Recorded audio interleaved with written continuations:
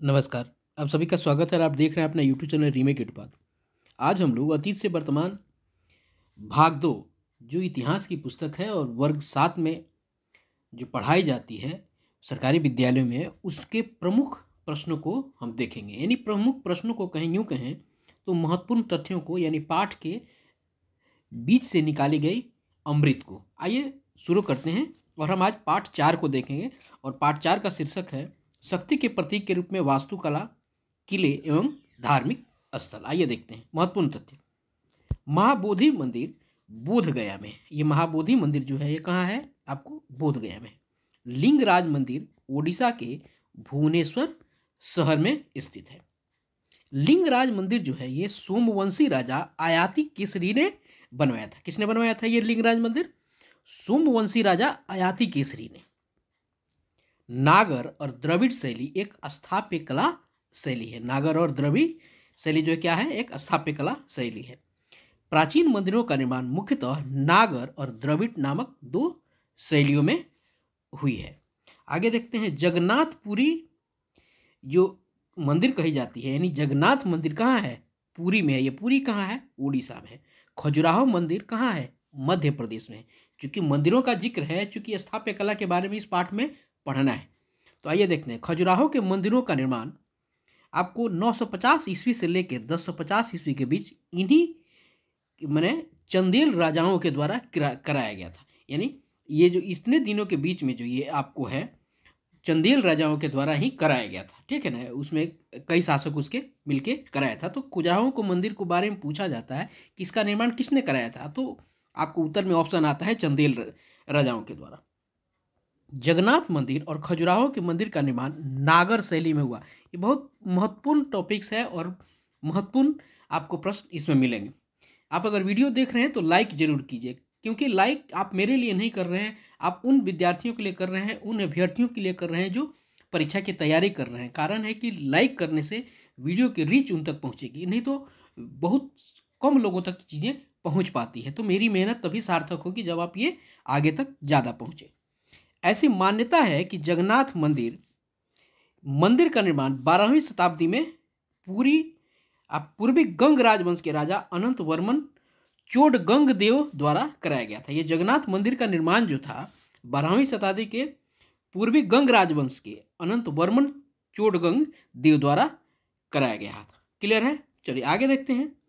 नागर शैली के मंदिर आधार से, अब देखिए नागर शैली के मंदिर कैसे होते थे। देखिए आधार से शीर्ष तक आयताकार होते थे और शंक्वाकार संरचना में बनी होती थी। ये दे देता है, ये प्रश्न इस तरह के आते हैं। आपको लगता है कि ये थोड़ा सा ये प्रश्न अजीब टाइप का है, ये प्रश्न इसी तरह बनते हैं। प्रश्नों के निर्माण ऐसे ही आपको अंदर जाके बनाए जाते हैं। तो नागर शैली के जो मंदिरों का निर्माण जो है ना, वो आधार से शीर्ष तक आयताकार होते हैं और शंक्वाकार संरचना में आपको होता है। अब देखिए मंदिर का केंद्रीय भाग को जहां देवता की मूर्ति होती है उसे गर्भगृह कहा जाता है। कोणार्क में सूर्य मंदिर है। अभी हम लोगों ने कई सारी चीजों को जाना। अभी खजुराहो कहाँ है? अभी यही देखा। महाबोधि बोध गया में है, जगन्नाथपुर मंदिर पुरी में है, खजुराहो मंदिर मध्य प्रदेश में। ये सारी चीज़ें कम से कम ये जगह याद रहनी चाहिए, कौन चीज़ कहाँ है। कोणार्क में सूर्य मंदिर है और कोणार्क सूर्य मंदिर उड़ीसा के कोणार्क शहर में स्थित है। कोणार्क सूर्य मंदिर जो है ये कहाँ है? उड़ीसा के कोणार्क शहर में स्थित है, यानी कोणार्क उड़ीसा में है। कोणार्क मंदिर काले ग्रेनाइट से निर्मित होने के कारण इसे काला पैगोड़ा भी कहा जाता है। बहुत ही महत्वपूर्ण प्रश्न है ये, और बहुत महत्वपूर्ण ये जानकारी आपको मैं दे रहा हूँ। काला पैगोड़ा किसे कहा जाता है? काला पैगोड़ा आपको कोणार्क मंदिर को कहा जाता है, कारण ये ग्रेनाइट से बना होता है।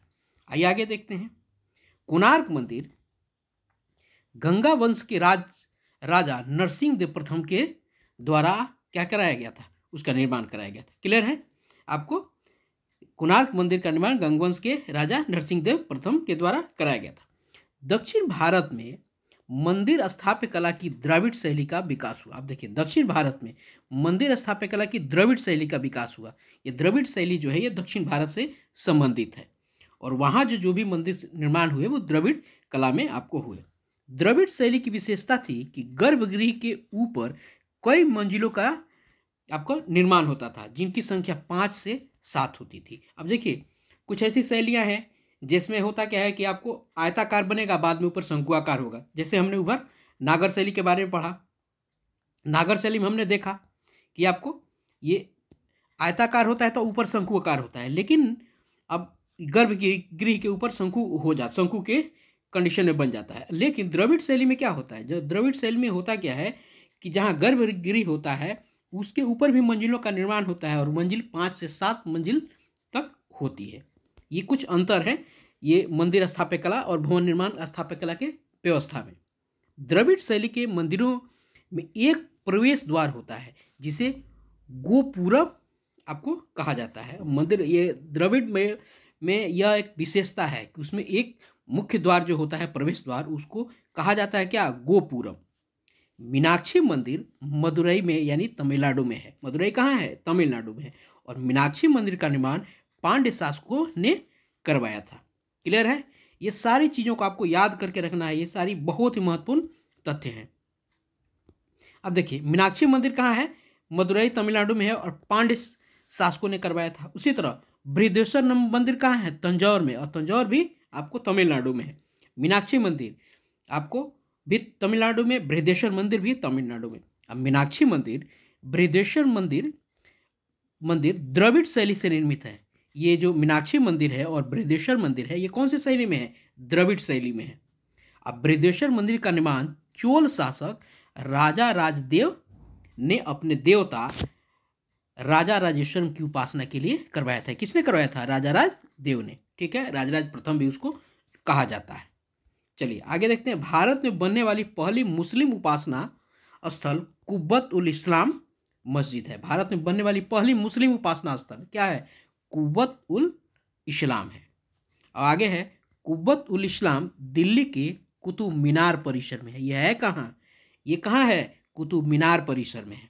और कुब्बत उल इस्लाम मस्जिद का निर्माण गुलाम वंश के पहले शासक कुतुबुद्दीन ऐबक ने शुरू करवाया था। ध्यान देने की जरूरत है कि पहली मुस्लिम उपासना स्थल कुब्बत उल इस्लाम है, और ये कहाँ है, ये दिल्ली में है। और दिल्ली में कहाँ है, कुतुब मीनार परिसर में है। और इसका निर्माण किसने कराया था, आपको कुतुबुद्दीन ऐबक ने। मेहराब और गुंबद स्थापत्य कला शैली है। ये जो कहा जाता है मेहराब और गुंबद, ये क्या है, एक शैली है, और ये भी एक स्थापत्य कला शैली है, स्थापत्य कला शैली है। कुतुब मीनार का निर्माण दिल्ली सल्तनत के संस्थापक कुतुबुद्दीन ऐबक ने सूफी संत कुतुबुद्दीन बख्तियार काकी के याद में बनवाया था। अब देखिए जो कुतुब मीनार बना हुआ है दिल्ली में, इसको निर्माण किसने कराया था, इसका निर्माण आपने कुतुबुद्दीन ऐबक ने कराया था। और किसके याद में कराया था, उसने अपने जो गुरु यानी सूफी संत कहा जाए, कुछ सूफी संत कुतुबुद्दीन बख्तियार काकी की याद में बनवाया था। क्लियर है। कुतुब मीनार 5 मंजिली इमारत है जिसकी ऊंचाई क्या है, 71.4 मीटर है। अब देखिए पहले जानिए कुतुब मीनार 5 मंजिल, और 5वीं मंजिल को 3 लोगों ने मिलकर बनवाया है, कुतुबुद्दीन ऐबक, इल्तुतमिश और फिरोज शाह तुगलक। तो देखना है कैसे क्या है। कुतुबुद्दीन ऐबक की पहली मंजिल का निर्माण ऐबक ने बनवाया था। कुतुब मीनार की दूसरी, तीसरी और चौथी मंजिल इल्तुतमिश ने करवाया था, उसको निर्माण जो था। उसके बाद कुतुब मीनार का मरम्मत फिरोज शाह तुगलक ने कराया, और यानी 5वीं मंजिल जो है यानी अंतिम मंजिल जो है वो फिरोज शाह तुगलक ने ही आपको उसको बनवाया था और उसकी मरम्मत कराई थी। कुतुब मीनार का निर्माण लाल और सफ़ेद बालू पत्थर तथा संगमरमर से हुआ था। ठीक है। अलाई दरवाजा कुतुब मीनार का प्रवेश द्वार है। क्लियर है। चलिए आगे देखते हैं क्या है। अलाई दरवाजा अलाउद्दीन खिलजी ने 1311 में बनवाया था। कौन, जो अलाई दरवाजा है उसका निर्माण अलाउद्दीन खिलजी ने बनवाया था, जो आपको कुतुब मीनार का प्रवेश द्वार है। गयासुद्दीन तुगलक का मकबरा नई दिल्ली के तुगलकाबाद में उसके द्वारा बनाए महल में ही है। उसका मकबरा जो है ना, उसने जो महल बनवाया था उसी में है, वो तुगलकाबाद में है। अटाला मस्जिद जौनपुर में है, बहुत प्रसिद्ध मस्जिद है इसलिए इसका जिक्र है। इब्राहिम शाह सर्की ने अटाला मस्जिद का निर्माण करवाया था। जो अटाला मस्जिद कहाँ है, आपको जौनपुर में है। नालंदा के बिहार शरीफ स्थित पीर पहाड़ी पर हजरत सैयद मलिक इब्राहिम या मलिक बयां का मकबरा है। ये बिहार से संबंधित है, तो तो ये बहुत महत्वपूर्ण हो जाता है। कहाँ है बिहार शरीफ में, किसके पीर पहाड़ी पर क्या है, हजरत सैयद मलिक इब्राहिम या मलिक बयां का मकबरा है, जिसे उसके लड़के सैयद दाऊद ने बनवाया था। क्लियर है। आइए आगे देखते हैं। बाबर की आत्मकथा बाबरनामा या तुजु के बाबरी तुर्की भाषा में लिखी गई थी। यानी बाबर ने जो अपनी आत्मकथा लिखी थी उसको उसने किस भाषा में लिखी थी, तुर्की भाषा में थी। बाद में उसका फारसी में भले अनुवाद किया गया। चार बाग शैली भारत में मुगलों द्वारा लाई गई थी। चार बाग शैली जो है ना भारत में, वो एक स्थापत्य कला का एक उदाहरण है। ये कौन लेके आया था, ये सारे के सारे मुगल लेके आए थे। आज भी जो राष्ट्रपति भवन में मुगल गार्डन है वो चार बाग शैली में ही बनाया गया है। अकबर ने आगरा और फतेहपुर सीकरी के किले का निर्माण करवाया। अकबर ने आगरा और फतेहपुर सीकरी के किले का निर्माण करवाया। अब फतेहपुर सीकरी में बुलंद दरवाजा है जिसका निर्माण अकबर ने कराया था गुजरात विजय के बाद। साम्राज्ञी नूरजहां ने अपने पिता की स्मृति में आगरा में यमुना के किनारे एतमादुद्दौला का मकबरा बनवाया। यह उसके पिता गयासुद्दीन बेग जो जहांगीर के दरबार में मंत्री थे की याद में बनवाया गया। यह स्थापत्य कला का एक शानदार उदाहरण है एतमादुद्दौला का मकबरा। क्लियर है। यह आगरा में है। आइए आगे देखते हैं हुमायूं का मकबरा दिल्ली में है और जिसे हाजी बेगम यानी बेगा बेगम ने बनवाया था। बेगा बेगम को ही हाजी बेगम कहा जाता था और हाजी बेगम को ही बेगा बेगम कहा जाता था। एतमादुद्दौला का मकबरा पितरादुरा शैली का प्रयोग किया गया था। पहला एक ऐसा स्थापत्य कला का उदाहरण है जिसमें पितरादुरा शैली का प्रयोग किया गया था। और देखिए पितरादुरा क्या होता है, दीवारों और पत्थरों पर रत्न नक्काशी पितरादुरा कहलाता है।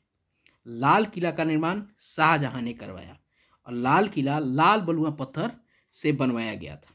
दीवाने आम सार्वजनिक सभा कक्ष और दीवाने खास, आपको ये क्या है, एक निजी ये एक अब कर लेंगे इसको, एक निजी सभा कक्ष थी। दीवाने आम लोगों के लिए और दीवाने खास लोगों के लिए, तो निजी की बात हो गई। वहीं क्लियर आगे आते हैं। शाह दौलत का मकबरा मनेर में है जिसे इब्राहिम खां काकर ने बनवाया। और लाल किला में मोती मस्जिद का निर्माण औरंगजेब ने कराया। लाल किला में मोती मस्जिद है जिसका निर्माण किसने कराया था, औरंगजेब ने कराया था। महाराष्ट्र के औरंगाबाद में बीबी का मकबरा औरंगजेब ने बनवाया था। और ये बीबी का मकबरा किसकी याद में है, ये औरंगजेब की पत्नी की याद में है। सासाराम में शेर शाह का मकबरा है जो अफगानी शैली में बना है और शेर शाह का मकबरा शेर शाह ने स्वयं बनवाया था। वो जिंदा रहते ही उसने अपना मकबरा बनवाया था। क्लियर है। चलिए इस तरह हमने इस पाठ के प्रश्नों के उत्तर क्या कहें, वन लाइनर के रूप में सारे प्रश्नों के उत्तर हमने जाने। आशा इससे लाभ होगा। और मैं आपसे फिर से कहूँगा कि यदि आपको ये पसंद आया है तो लाइक कीजिए, अगर नहीं पसंद आया तो कारण बताइए और कमेंट जरूर कीजिए कि क्यों नहीं पसंद आया। पसंद आया तो लाइक कीजिए, लाइक कीजिएगा तो ये आगे तक जाएगा और लोगों तक पहुँचेगा, जरूरतमंद लोगों को पहुँचेगा। आशा है आपको अच्छा लगेगा। धन्यवाद, अपना ख्याल रखिए। जय हिंद।